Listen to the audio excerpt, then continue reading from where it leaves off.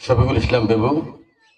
মঞ্চে আর উপস্থিত আছেন আমার ছোটবেলার বন্ধু, একসাথে স্কুলে পড়াশোনা করেছি, মজিদা ডিগ্রি কলেজের সাবেক অধ্যক্ষ শরীফুদ্দিন আহমেদ রিন্টু। আমাদের মাঝে আছেন তোলা ব্যাপারী সহ মঞ্চে উপবিষ্ট সকল স্তরের হিন্দু এবং মুসলমান নেতৃবৃন্দ এবং আমার প্রাণপ্রিয় সনাতন ধর্মের ভাইরা। আমার বৌদিও উপস্থিত আছে অবশ্যই এখানে।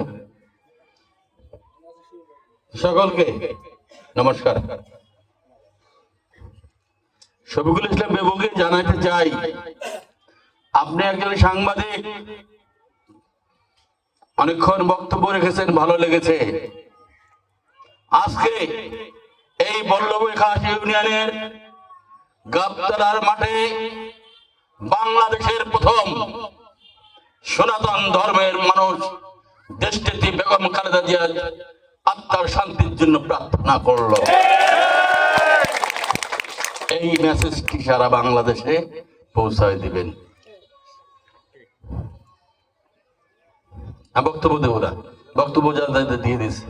আর আপনারা সকলে অনেকের সাথে খেলাধুলা করছি, শিবু আমার ক্লাস ফ্রেন্ড, এরকম আমার ক্লাস ফ্রেন্ড আছে এখানে, অনেক আমাদের আত্মীয় পরিচিত সকলে আছে।